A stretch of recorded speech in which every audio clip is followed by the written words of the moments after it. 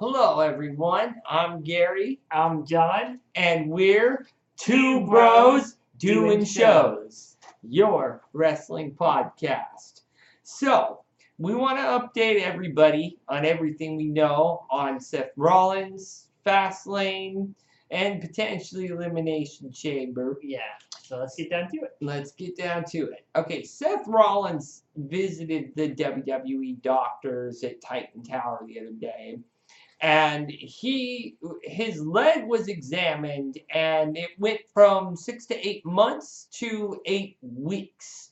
Now, obviously, this is something that everybody's going to have their eyes on because of WrestleMania. Yeah. Do you think that match is going to happen? I think it will. I think the drastic change from months to weeks is probably because of the fact that they thought it was worse than what it really was. Um, I'm thinking that it'll happen. Hopefully, though, this doesn't mean that he'll become another Triple H and have his leg injured in the same match he comes back at. Again and again, and say it with me. And again. And again. Anyway, yeah, Dave Meltzer on his webcast was talking about him that being okay, was talking about Seth Rollins being day to day. Now, if that is true, that means we might not get it, but it's looking like we're getting a fucking troll job because of all the tweets that Samoa Joe is throwing out there saying, I destroyed Seth Rollins. I'm the big bully in the yard. Speaking of which, we now go to the beginning of Raw. You want to open that one? Oh, that was the signing of Samoa Joe. Right. So he comes. Oh, you go ahead and take this. All right. So at the beginning of Raw, you had Stephanie and you had Mick Foley in the ring, and Mick Foley pulling some attitude. Yeah, Mick Foley wasn't all that happy about signing Samoa Joe and was saying, "Oh, I was hoping this would go another way." And Stephanie just having her snarky ass look on.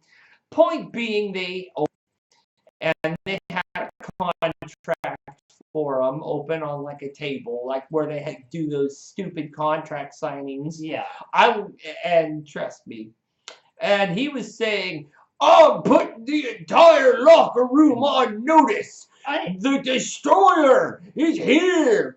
Raw! I always love when these guys come out and say they're putting the locker room on notice. Yeah, because I'm going to tell you, that's just an opening for an ass whooping. And it's always like what they have the heels do, like every time. Because they had Braun Strowman do the same thing. Well, yes and no, because Joe didn't start off with jobbers. True. But point being, after he spews all his garbage, Roman Reigns comes out. Now, there's a lot of reasons people think Roman Reigns did this. My opinion is Seth Rollins was his bro from the Shield. Yeah, so why not stand up for him? Exactly. So he went out there and he was like, oh, so you're putting us on notice. Because as soon as you sign that, you're in my yard. He's also, you can shut up or I can knock your teeth in. And that's when they made, and then Mick Foley, being full of piss and vinegar, was like, I will not have this breaking down. But if you two want each other, you'll get each other tonight. So that popped. Yeah, that officially made the crowd like shit their pants. Basically. Yeah, I know, because I think a lot of people were thinking we probably wouldn't see Samoa Joe's first match till a pay-per-view or something.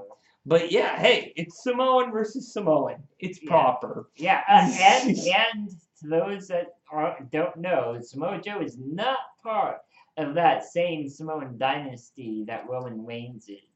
Roman Reigns, the Usos, Nia Jax, blah, blah, blah, blah, blah, blah, blah. Now, Well, I just wanted to extend what you were saying. yeah. No. I got it.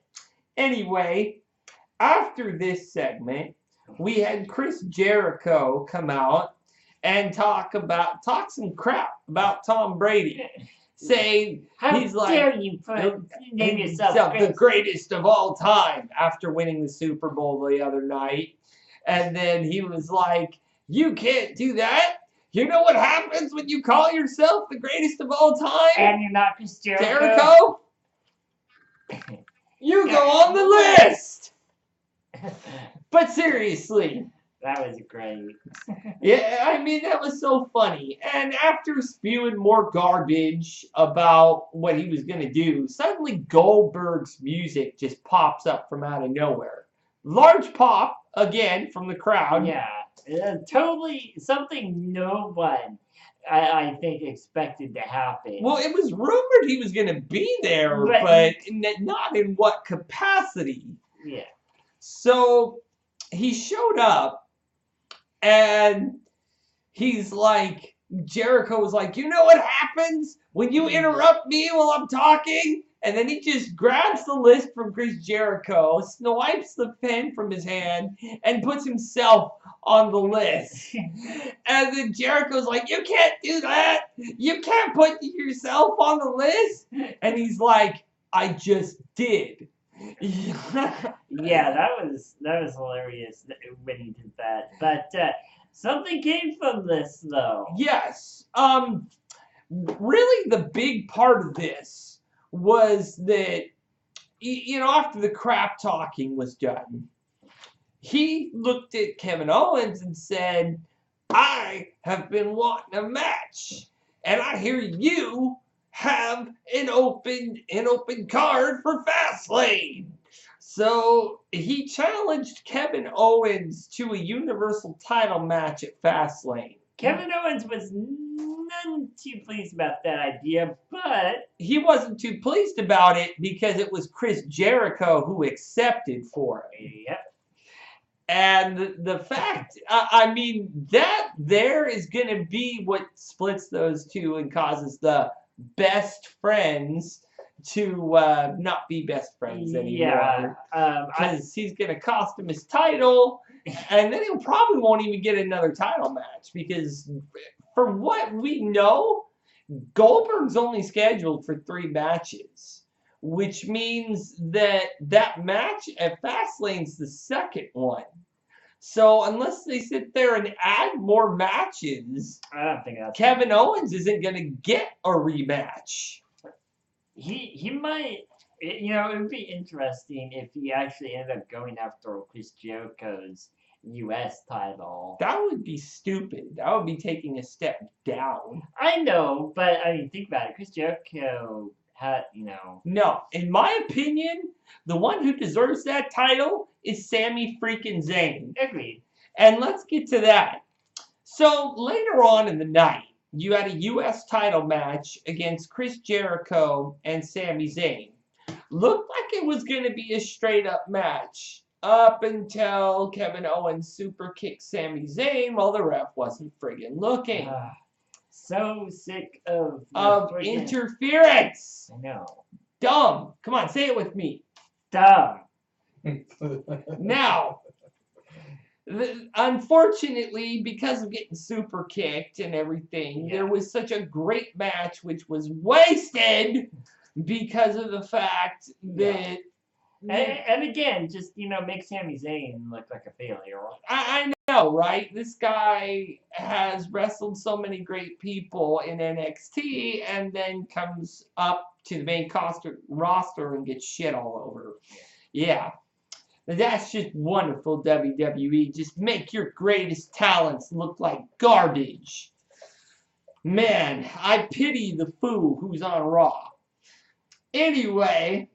Not any more than I pity you for using that old ass. Jericho did keep the U.S. title, unfortunately, and that's essentially the only things that happened on Raw, with the exception of one other thing. the match between Samoa Joe and Roman Reigns in the end was sort of a throwaway because unfortunately, while those two were fighting, Braun showed up, Yeah. and Samoa Joe, he didn't care. He just, I'll take the DQ.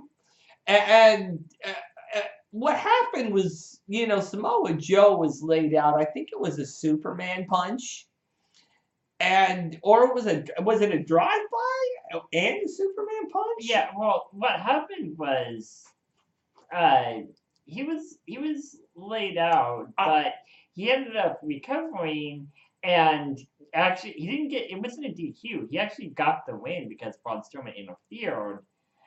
Well, he got the win because he was trying to hit Braun Strowman with 2 Superman punches, and then he just straight up threw him around and won, and just won. Yeah. It wasn't with the Coquina clutch though, which I felt was a little awkward, but yeah, I think that was partially due to what Braun Strowman did to him next, because Samoa Joe, classic heel style. Yeah. Just runs for the Dickens as soon as Braun Strowman comes out. Strowman picks him up, slams him, and then he picks him up again, slams him to the floor, from out of the ring.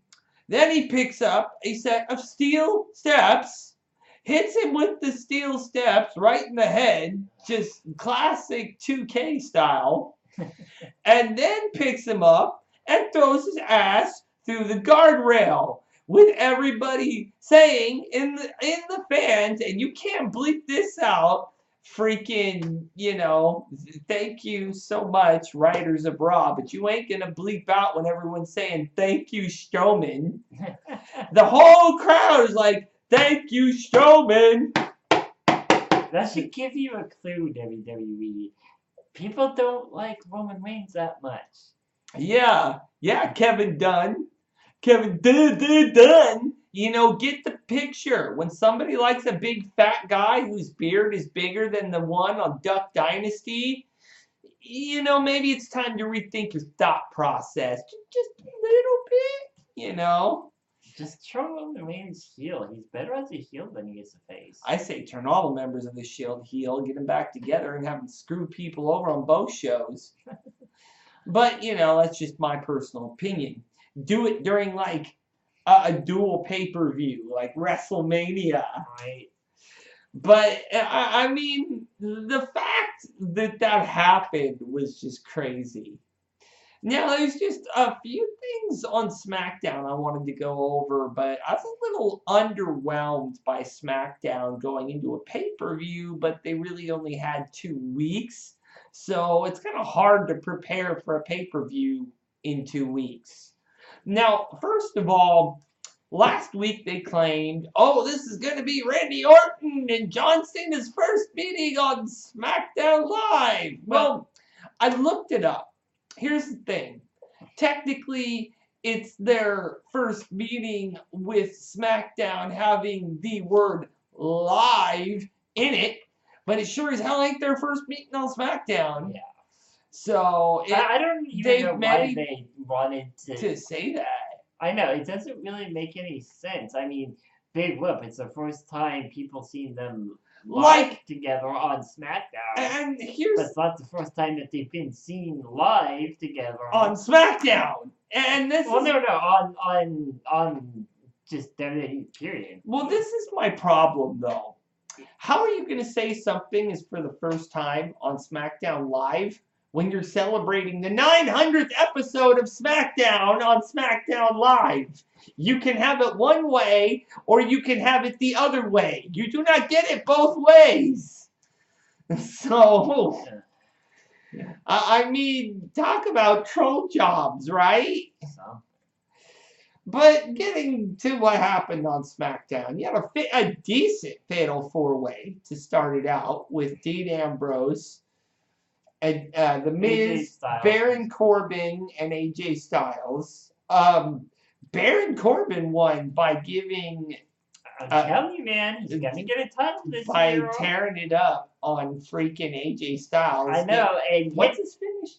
The End of days. That's it. That's it. Yeah, he gave end of days to AJ Styles. This is wacky looking move where it sort of looks like a reverse STO kind of. Well, yeah, STO would be a good way of putting it. I was gonna say reverse rock bottom. Well, but still, I mean, it's effective and it puts you on your ass. Sure put AJ Styles on his ass. He invaded his ass. But that dude, he got slammed. They're turning Baron Corbin, I think, is going to be an IC title guy here pretty soon. He did kind of leapfrog that division for a little while, but there's only going to be so many pay-per-views where you can challenge for the WWE title. Yeah, but regardless, I still think he's going to get a title this year. Yeah. Then you had a really, really overpopulated 12-man freaking tag team match, unto which was won by the Ascension by pinning Rhino. Bullshit. The Ascension pin, how does that even work?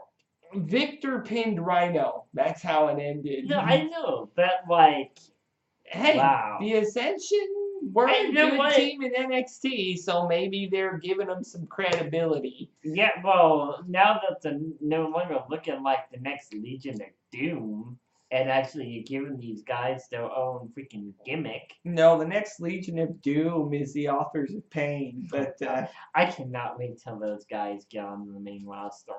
They're gonna destroy everything. Akam and Razor. Yeah, the Teenage Mutant Ninja Turtle villains. No, jeez. No, they're not exactly Rocksteady and Bebop. Dude, it's the same kind of names, though. Even it's the same kind of names. Anyway, in the end, with the match with Cena and Orton, which, by the way, just to let you all know, over the course of, I believe, 15 years, these two have fought over 120 times.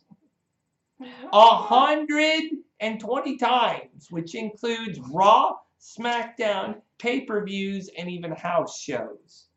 Why the hell do we need to see it again? We don't. It wasn't good the first time. Let me put it to you like this. We don't want none, okay? Yeah. But Cena did defeat Orton. Oh boy, I almost said that backwards. Ooh, big surprise. He won. Ooh, pull out the sparklers. Cena! Well, no. Pull out the pictures of the happy 8-year-olds. Yeah. Oh, Cena! Yeah, where are the armbands that he shoots out into the crowd, or the hat that he throws to an 8-year-old or something? Honestly, I think the most entertaining thing that night was probably the double female signing. Yeah, that got a little crazy. Especially with Naomi freaking drop kicking Alexa Bliss right across the table. More like a roundhouse kick. Something. It was awesome though. I don't know. I thought that was probably the best segment of the night, in my opinion. Well, everything felt so rushed because they only had 2 weeks to prepare because it was right after Royal Rumble, and now that you have this brand split, they don't have a month to build up a storyline exactly. And I really dislike that part of it because it seems like back and forth each month, one brand is taking the hit for another brand so the other brand can build up. That's not how it should be. Yeah.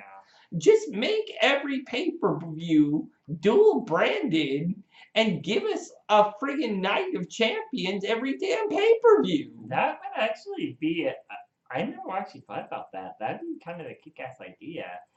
But, I mean, that's just me. Yeah, okay? Yeah, no. You can put that on the list of Jericho right here, okay?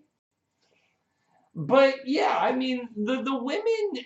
You also had another segment with Natalia and freaking Nikki Bella, and they had to separate them because they kept trying to beat each other up the last 3 weeks. Put them in a still in a Hell in a Cell again, Here's my thing: put all the women in the elimination chamber. Right? That'd be kick ass. But obviously, if they can survive Hell in the Cell, they're not that SAWFT soft. So Agreed. I think these women would be hungry for that kind of opportunity. And since the Raw women got Hell in the Cell, give the SmackDown women Elimination Chamber. Mm-hmm.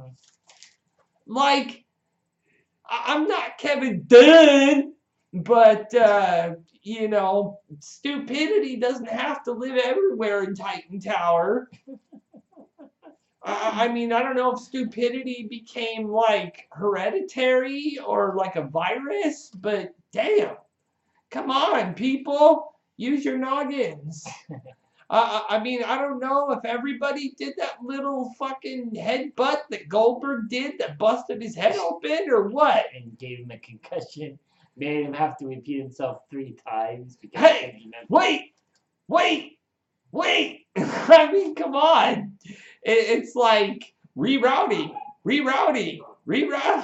Yeah. If you didn't see that Monday Night Raw 2 weeks ago, you should go see it because he headbutted the dressing room door and busted himself open. And then had to. He tried to do the old Goldberg theme, and I don't think that was going to work for Oldberg. Yeah. So. But yeah, I mean, this is basically everything outside of this week's NXT, which is today, which will have Nigel McGuinness's first broadcast as an NXT broadcaster. So, if I can get that to you on Saturday, I will get my opinions to you on Nigel McGuinness Saturday. Mm-hmm. If not, hopefully we can do an after show on Sunday after the pay-per-view.